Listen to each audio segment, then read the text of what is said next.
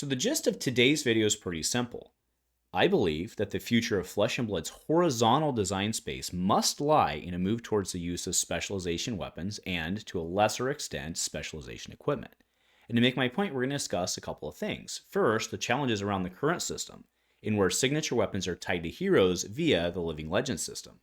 Then we're going to talk about the impact of both unpaired weapons and some unintended hero weapon pairing consequences. A huge shout out to our channel members for supporting what we do here. If you want to get involved with the channel and the Dice Commando community, please consider joining as a channel member. Remember, these videos are only possible with your support. You can show that support with a like, a subscribe, and by leaving us a comment and sharing your feedback. Community first, and go Commando. Hey there, my Flesh and Blood friends, and welcome back to Dice Commando and Go Again, the fabulous cast discussing all things Flesh and Blood. Now, today we're discussing why future design space will likely rely more and more on the use of signature weapons and, yes, signature equipment. Now, buckle in for this one because there's a number of pieces to this particular puzzle. We're going to discuss weapons and their linked design to heroes, unintentional fallout, eclipse weapons, and ultimately why specialization weapons and equipment must be the long-term answer in Flesh and Blood's horizontal design space. Today, weapons are tied to rotation via the signature weapons list, pairing them to heroes through the Living Legends system. When a particular hero LLs out, it takes with them any assigned signature weapon. To be more accurate, however, that is to say that some weapons are tied to the LL system. A good number of weapons remain unlinked with no natural path to rotation. Several of the more impactful weapons from today's meta remain untied. Titan's Fist and Waning Moon are both very strong weapons, and to a certain degree have become ubiquitous across their respective classes. Yet, as they have no direct path to any sort of rotation, barring a specific ban, they will remain ever present.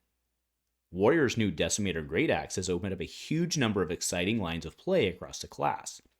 And while, to be fair, none of those is meta-defining for the moment, it is similarly not tied to any specific hero, and will remain ever-present unless outside influence is applied. We also see the near-direct opposite, weapons that have rarely seen play that rotate out with their linked hero, despite having little or no impact on that hero's ascension. Weapons like Chane's Galaxy Blade or Icelander's Kraken's Aethervein were retired along with their heroes despite being at home in the BCW storage boxes.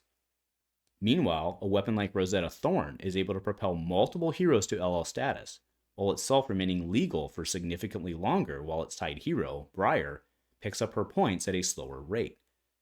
Finally, we have the occasional odd situations.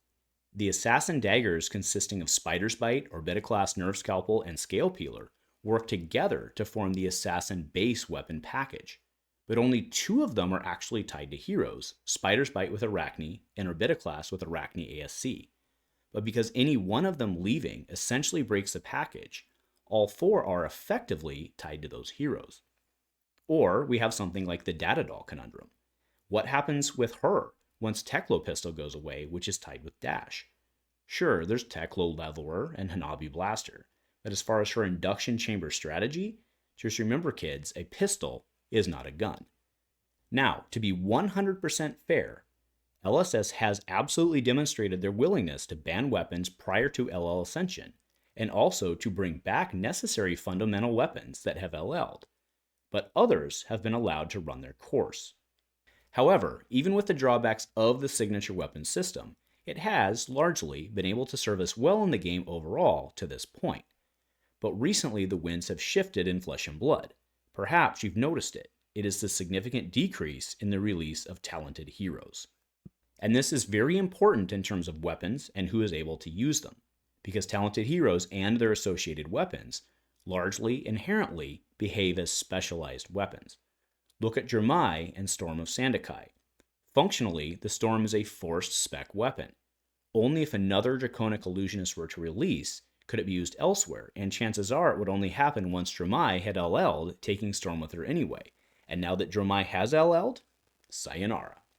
We of course see a similar situation with Phi and his Searing Emberblade.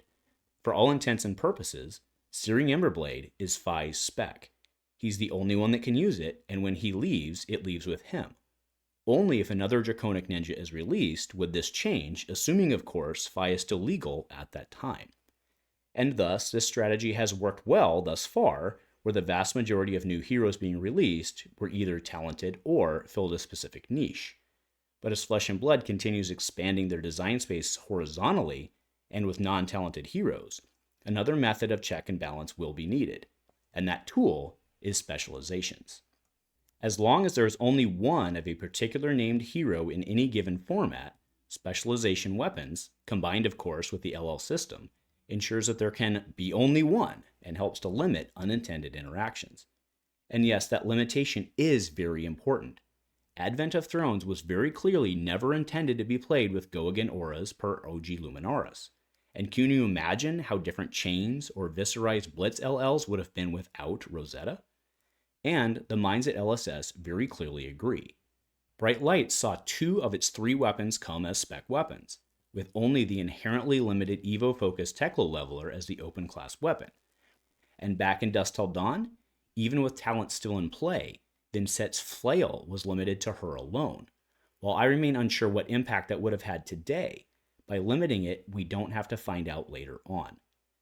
And as if to validate this entire line of thought, Heavy Hitters actually brought a whole line of specialization equipment to the game. No more situations like Fi abusing Benji's mask. Rather, Betsy's chapeau remains hers and hers alone.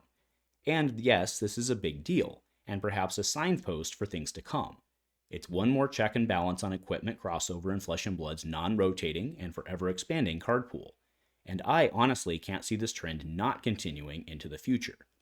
Now sure, with another talent set on the horizon in part to Mistveil, it's very possible that we see a temporary departure from this concept. After all, there will only be one Mystic Illusionist and so on. But if we don't, and if the talented heroes still have specialization weapons or specialization equipment, that's all the confirmation we need. Because there is every reason to believe that specialization weapons and equipment would become more and more prevalent over time. As the game was growing, more options were needed to broaden the game and provide flexibility. Crucible of War, bringing the first weapon and gear options to the game, was a massive boon. But it feels like certain aspects of the game may be reaching critical mass, especially as more and more non-talented heroes are introduced to the card pool. If each one brings their own things that can be used by others, the design challenges eventually become insurmountable. As such, I expect to see the introduction of open class weapons and equipment less and less as the game moves forward, and instead moving towards specializations. But what do you think, my friends? Let me know below. Thanks for joining, and go Commando.